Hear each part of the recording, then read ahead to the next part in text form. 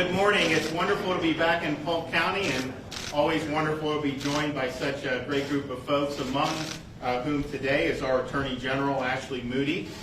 We also have Assistant Chief Hans Lehman from right here in Lakeland PD. We have Lieutenant Michael Lewis, Officer Stephen Bonsick, Officer Miguel Acevedo, Officer Matt Spoto, Claremont Police Chief Chuck Broadway, Winter Park Police Chief Michael Deal, and then our wonderful legislative delegation from this area, Senator Stargell and Burgess.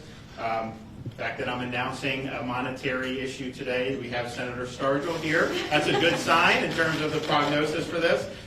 We also have Representatives Burton, Killebrew, and Tomko, and I want to thank them for all that they've done to support the state of Florida, but particularly to support the men and women in law enforcement. And you remember the summer of 2020, there was a fever sweeping the country. A lot of it was really targeted at attacking the men and women who wore the uniform, the men and women of law enforcement. A lot of the disorder and the rioting that we saw was, in some respects, targeted at the people that wore the uniform. And so there was a movement throughout the country to defund or reduce funding or reduce support for the people that wore the uniform. And in Florida, we said at the very beginning, that is not going to fly in the state of Florida. We're going to stand with the men and women of law enforcement. We did that last summer when all this unrest was happening. I had the National Guard and the state police forces out supporting all the folks in the local areas,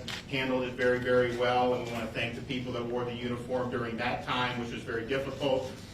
So we've been 100% behind them because we understand all the things that we care about, fighting to, for economy, education, all these things that are so important. If you don't have safe communities, you don't have rule of law, law and order, a lot of that stuff isn't going to matter. And so it's fundamental that we have safe communities, and you don't have safe communities if you're not supporting the folks who wear the uniform. And so we're proud in Florida of being a state where people who are in uniform know they're appreciated. They know they have the support, certainly of the governor and the attorney general, but also our legislature and the people throughout the state of Florida.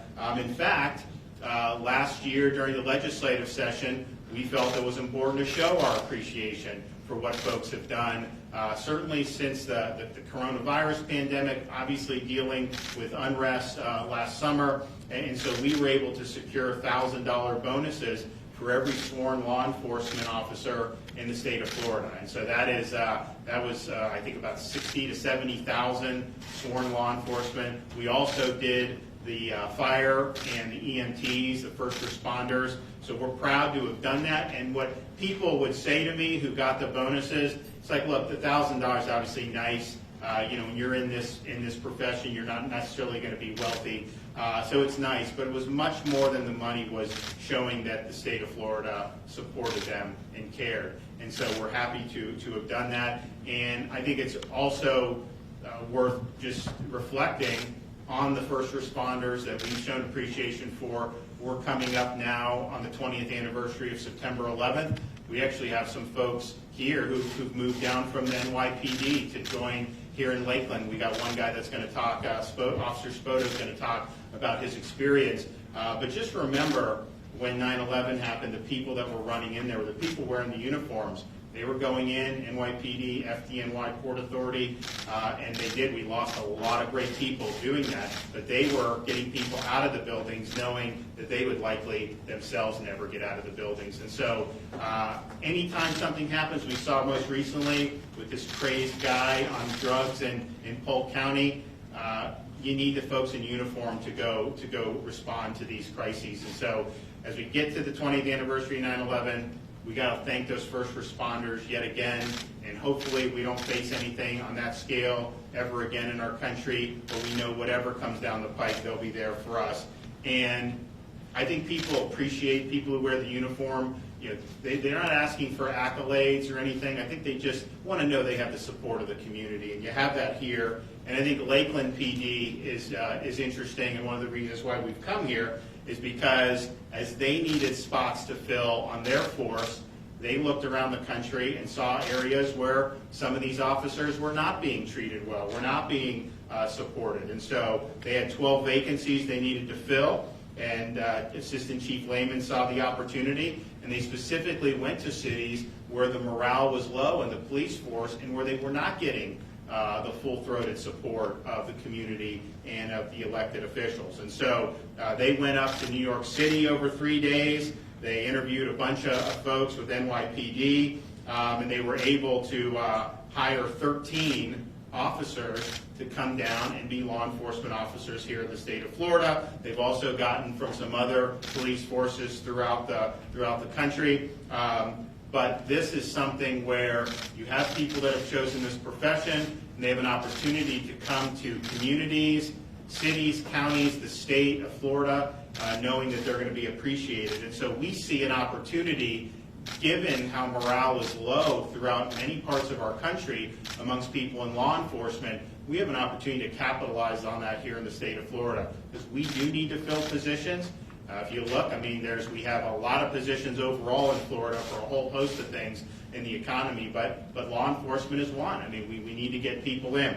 So we are making a push in this next legislative session to have a package designed for recruiting and retaining good, solid law enforcement professionals. And we're going to have 3 basic programs that are going to help Florida capitalize on this moment and make sure that we have the strongest core of law enforcement personnel anywhere in the country. So the first thing that we're going to do is we're going to offer a $5,000 signing bonus for anybody who is new to law enforcement in the state of Florida. Now that may mean somebody who's younger, who decides to go into law enforcement, who's already a Florida resident, but it would also apply to someone moving from another state. So if you come from New York or Seattle or someplace like that, you obviously would get paid whatever they could do, but then the state would then kick in a $5,000 signing bonus. We think that that's a way to draw good talent from within our own state to enter the profession in the first place. But we also think it's a way to capitalize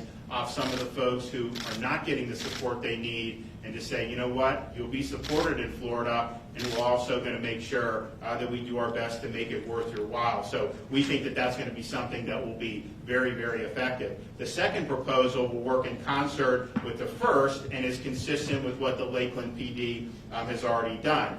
We are going to have a recruitment program that specifically looks to remove roadblocks for out-of-state law enforcement officers looking to relocate to Florida. So the proposal will provide the state officer certification exam free of charge to law enforcement officers relocating to Florida. We will also cover the cost of any necessary equivalent training programs for relocating officers, up to $1,000 per officer. So this is an open invitation for folks in other states to look to Florida as a place where they can not only excel professionally, but also live in a great community like we see here in Polk County. And the third and final proposal is to create a law enforcement academy scholarship program to cover the cost of enrollment for men and women seeking to serve their state and communities through a law enforcement academy. The initiative will remove barriers for motivated, high-quality law enforcement recruits who may not qualify for other state financial assistance through a state college or technical center. For those attending a private academy, an amount equal to the average tuition and fees incurred at a public institution will be covered. We provide support, and rightfully so, for people going to our universities. Why don't we provide support for folks going to law enforcement academies? We are going to be doing that, making sure we're covering our bases. Why is this important? If you look at what some of these communities did by turning their back on law enforcement, by removing funding or cutting funding, you saw almost invariably in those areas steep increases in violent crime.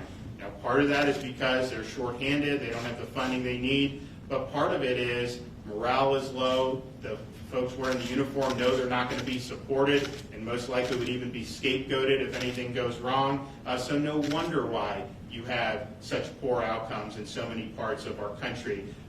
We aren't going to do that here in Florida. We're going to make sure that we have supported folks who understand that we've got their back, and we understand that crazy policies like defunding law enforcement has no place in the state of Florida. And in fact, I'm happy when we did our bill, our law enforcement and anti-rioting bill, one of the most important provisions of that bill was to say if any local government tries to defund law enforcement, the state of Florida is able to come and effectively veto that cut and restore the funding for law enforcement. We're not going to let a local government jeopardize their constituents by indulging in some of these failed policies. And so we've got your back here.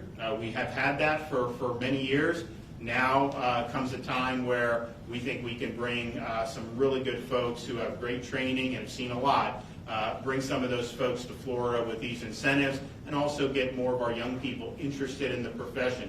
Not a profession, if you think that no one's supporting you, it may not be something that people want to do. This is showing that we will be here, we'll be supporting you, and we understand how important this function is to safe and prosperous communities. So I'm excited to announce a proposal here in Florida for the first time. I did mention it at the FOP convention in Indianapolis, and I'm happy to have support from the legislature, and I think this will be something that will be really, really welcome when the session starts next year. I want to bring up our Attorney General, who I know is very happy to hear that we were proceeding along these lines here in the state of Florida. So, Attorney General Moody, the floor is yours. Thank you, Governor. And thank you so much for those of you that are here to celebrate and shine a light on this amazing announcement today. My family has been in Florida for 5 generations. I have never been more proud to stand here and say, I am a Floridian. I am proud of this state. I am proud of the leadership of Governor DeSantis. As the wife of a law enforcement officer who understands firsthand what it means to take that oath and wear a badge and every day know that it may not go as planned. That's an incredible thing, to sign up for a profession where you're putting your safety behind the safety of others.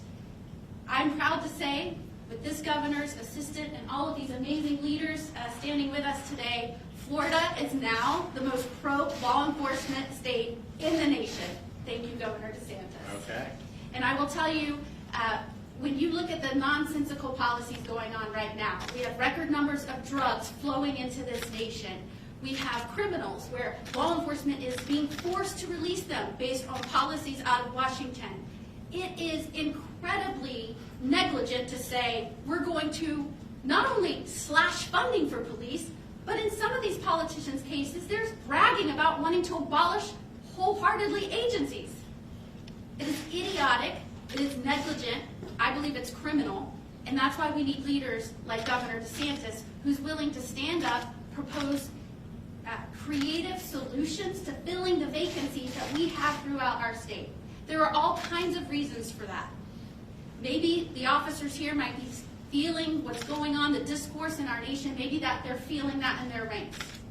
Maybe we need to ensure that they have financial incentive to look upon law enforcement as a profession that they can provide for their family. But there are reasons we have vacancies. And what I admire about this governor is he's willing to dig into the details, determine why that may be, identify the vacancies throughout Florida, and respond to the needs of law enforcement and the community, and not respond to a woke mob. In Florida, we welcome law enforcement. We hope you will see what this governor is doing in the state of Florida, that we will stand behind law enforcement. You're not only welcomed, your profession will be celebrated as a noble one, and we will make sure that you have the tools and the resources you need to do your job and do them well. So thank you so much. Okay, great. Well, thank you. Assistant Chief Hans Lehman, the floor is yours. Thank you. Morning, everyone. Again, I would like to thank the Governor and Attorney General for attending and having the press conference here. The legislation that he is talking about, I think, will be huge for most agencies in Florida that aren't doing signing bonuses now. That, I think, is a key to attracting a lot of qualified applicants for us. And I was asked to speak a little bit about our recruiting problem that we had. And it's nationwide and statewide, but we have deficits, and we're trying to fill these deficits. And we've done everything from targeted media advertising, social media. We have a full-time recruiter that visits every academy in the state twice a year, and we knew we still needed to do more. And with everything going on, we talked about it this past spring, and we said, let's try to do an actual out-of-state recruiting trip, not just outside of Florida, but way outside of Florida. And we sent a crew of 7 up to New York City. We decided on that one because there's 30,000 plus officers in that area. So we knew that we could target that area pretty heavily and pretty quickly. We spent 3 days up there and spoke to probably close to 300 officers from varying agencies at a hotel. And it was amazing. Every one of them still wants to serve. They still want to be a police officer. They still want to serve. And we had over 100 of them apply and went through backgrounds. Some couldn't come over right now. They need to wait till next year. But as it stands right now, we're starting 6 on Monday.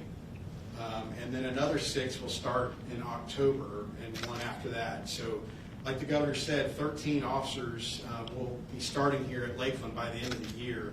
And that will get close to filling us up. And that is a huge effort by our background team and by the department. And we had a couple other chiefs in the room, and they know that hiring is hard right now. And just like the governor said, it's hard, and that's what we did.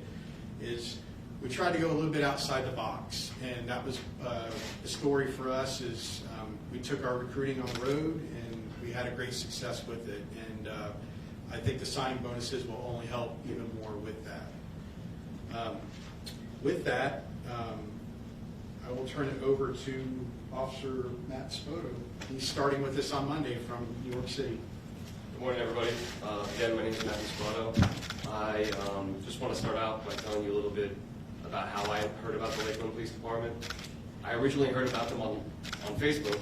They were doing a recruitment process in, I think, Times Square. I just happened to be there for a training that I was there for. So I stopped by, I sat down with a dedicated team, background investigators in the Lakeland Police Department, and he was telling me a little bit about life in Florida. I mean, it was an eye-opener. He said that you could park your police vehicles in front of your house. And to me, I thought that was mind-blowing. I used to have to lie about what I used to do. I used to have to tell people I was like a bartender, because it was almost like I was ashamed to be a law enforcement officer. And the fact that the governor did the $1,000 sign-on bonus for law enforcement officers, it really spoke to me. I think everybody, regardless of the career that you chose, you want to be appreciated in what you do. It doesn't matter what job you do. So I knew as soon as I saw the governor making all these strides to bring all these law enforcement officers down here, I knew this is where I wanted to be. And I'll tell you that I'm very excited for this next chapter of my life. And I really appreciate all the hard work that everybody does down here. Hey, can you just tell them about when you first got into NYPD and how many years you were there? Sure. Yeah, sure. So I was only in the NYPD for about 2 years. When I was there, I realized very quickly that the job was not what I expected, only because I wanted to do all these things to help people, and the tools and the laws that were set in front of me did not allow me to do so. So looking into other options, knowing that I still wanted to be in law enforcement, knowing that I still wanted to help people, I wanted to see what I can do to progress my career. And I'm happy to say that I found a home in Florida. All right. Thank you, everybody. I appreciate it. Yeah, absolutely. All right.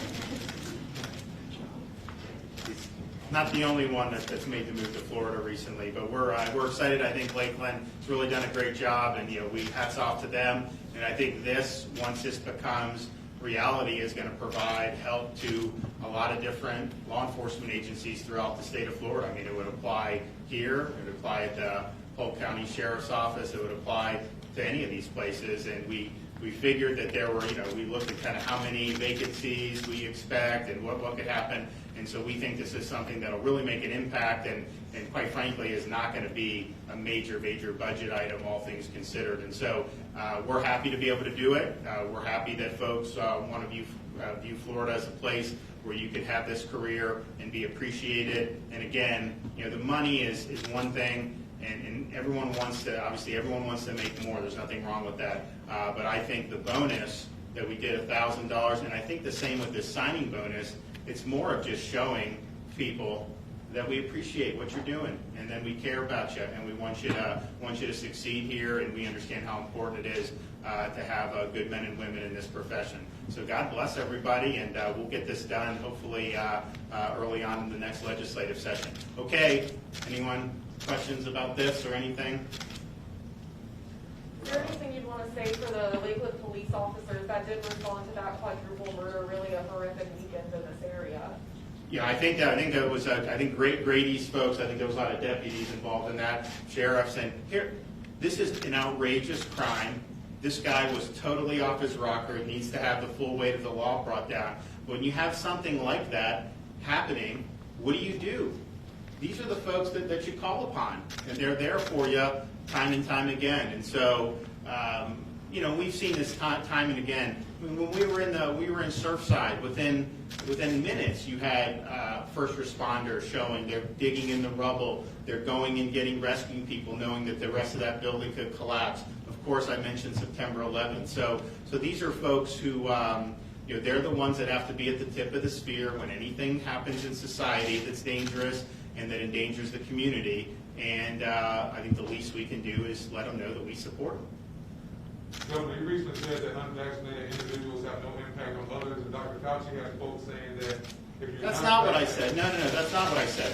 And not that I ever expect to be quoted properly. What I said was, if you're going to force vaccine mandates on people, just understand that what the data is showing us about the vaccine. The data is showing us you're much less likely to be hospitalized or die if you're vaccinated.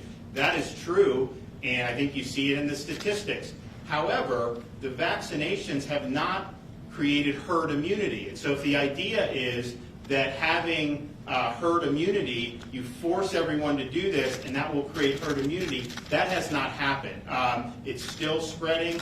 People who, obviously in Florida we're going down now, which is great, but that's not what the issue is it creating the herd immunity? Fauci also said if 50% were vaccinated, you would not see any surges anymore. Well, that isn't true. Look at, obviously the Sun Belt. Look at the Pacific Northwest. Look at Hawaii.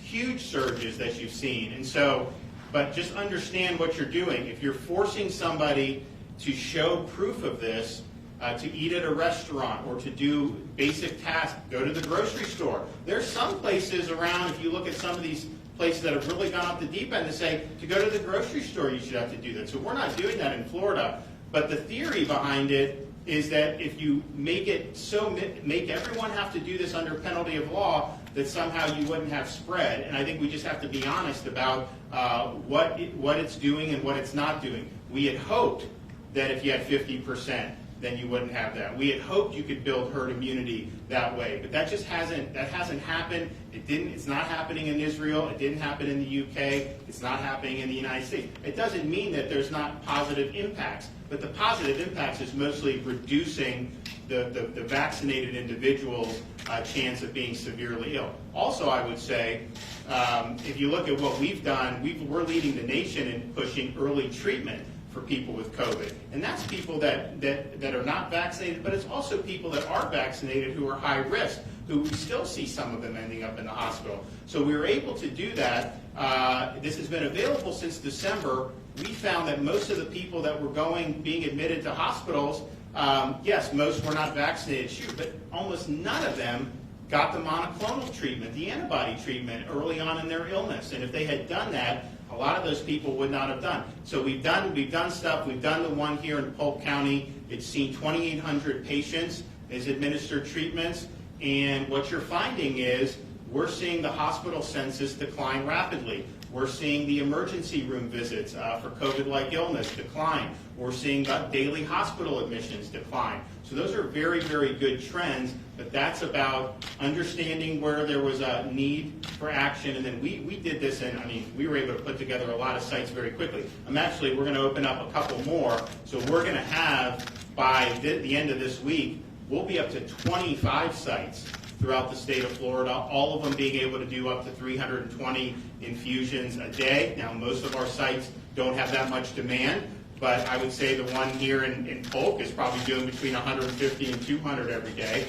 Some of the other ones, like Bonita Springs, they do 300 a day pretty consistently, and then others do around 100. But the point is that by doing that, getting it early, we're keeping thousands of people out of the hospitals, and that's obviously better for their health. It's saving lives for sure, because not everyone that gets admitted to the hospital recovers, and it's also helping relieving a burden on the healthcare system, because we had higher levels of COVID patients. Now that's going down, so we're going to keep this going in that direction. But one of the reasons why we thought that this was something that needed to happen was because, yes, people just didn't seem to know about it, even though it had been available since December. So we've raised the spotlight now. Other states are following Florida.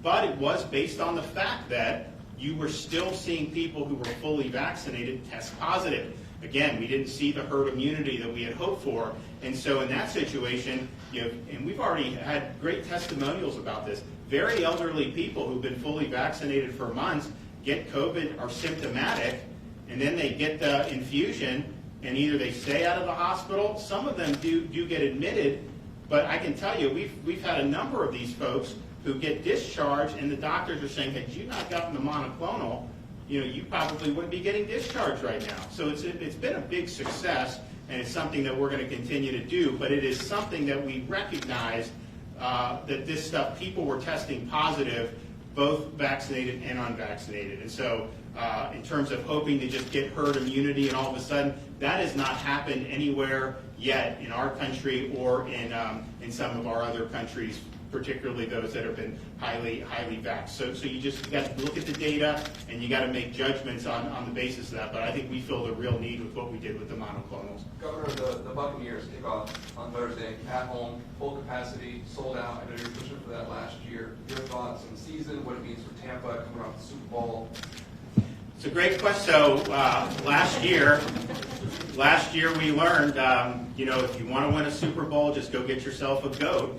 And we got the goat, and we won the Super Bowl. And I'm excited for it because, I can tell you, last year's Super Bowl, it was exciting to win. Look, I was a Bucs fan when they wore the orange uniforms, and they would lose most of the games growing up. So it's been a long ride for me, and I know many fans in the Tampa Bay area. In fact, when you would go in the 80s, if you'd go to a game, there'd be more fans for the opposing team than there would be for the Bucs back then. And so, and we did, Coach Dungy did a great job bringing it. Obviously, they won a Super Bowl under John Gruden, but it's been lean.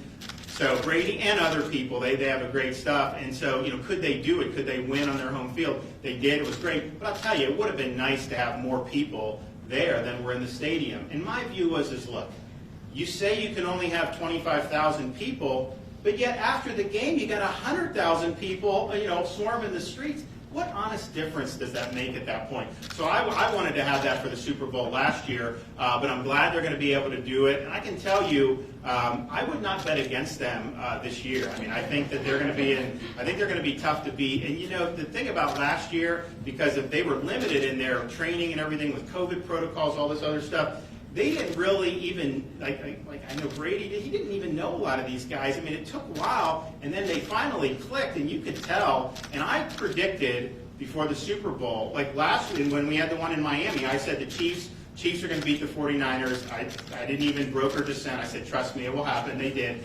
And then this time I was very resolute about the Bucs, and it wasn't because I'm a homer, which I am, but it was.